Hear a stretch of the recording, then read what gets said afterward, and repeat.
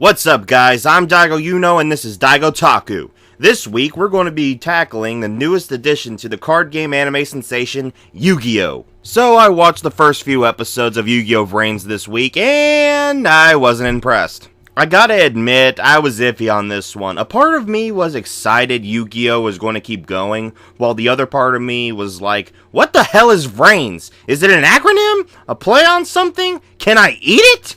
So many questions. But this is a thing now, and it has finally found its way on Crunchyroll for our legal viewing pleasure. And I found the time to make a video of my experience. Aren't you lucky duckies? Enough stalling, you fat shit! Time for plot! It's basically about this high schooler named Yusaku Fujiki who becomes this underground duelist by the name of Playmaker to find out more about his past. He fights this hacker group called the Knights of Hanoi on this online platform known as VRAINS, with their goal being to destroy something known as Cyberse and anything associated with it, while Soul Technologies wants to obtain more of it to enhance their business. Yusaku and his friend Kusanagi come across an AI called Ignis, which has found its way and is kept prisoner in Yusaku's duel disk. After having taken Ignis, Yusaku has the first speed duel of the series with one of the knights. A speed duel is technically a more condensed and rather dangerous form of the type of dueling we have grown accustomed to. Also, it involves surfing! 'Cause internet! Anyway, a key feature of speed duels are skills, which allow a duelist to perform an action of nearly any kind once per game. In Yusaku's case, he can pull out cards from data tornadoes. Yeah, I don't get it either. A skill that provides an effect similar to Pot of Greed? How unexpected! Screw it, Phalis does this bit better.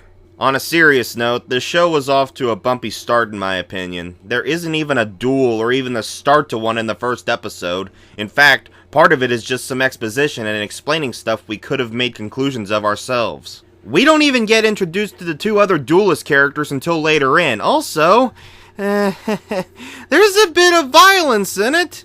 Ignis sans his freaking eye get eaten, and people, or rather their avatars, get burned out of existence. Good God, way to get to the extreme themes of the series early, VRAINS. 5Ds eat your heart out. Anyway, Yusaku finally starts a duel in the next episode after getting his surfboard and bringing back the data storm, and it's how you'd expect it to go. He struggles for a bit, has to go on the defensive for a few turns, and he's able to pull off a win with his signature monster, Daigotaku. You know, the poster boy for Link summoning. Kinda like how Junk Warrior was to Synchro Monsters. And has 2300 attack points. There is no duel in episode 3.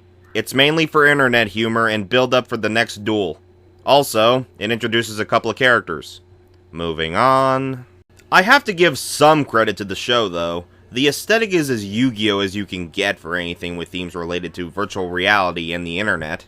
The character designs are alright, the humor actually works at times, Yusaku is kinda cool, and the speed duel mechanics are interesting. Also, the nuances involving Go and Revolver weren't too bad.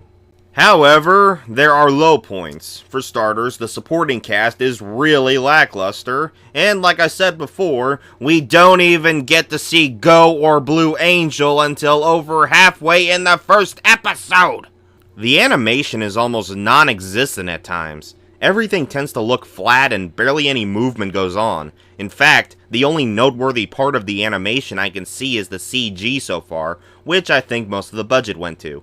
Then again, Yu-Gi-Oh! Has never been the best in terms of animation anyway, so whatever.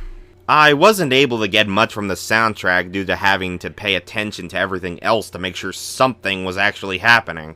However, the opening theme is growing on me, as is the ending theme.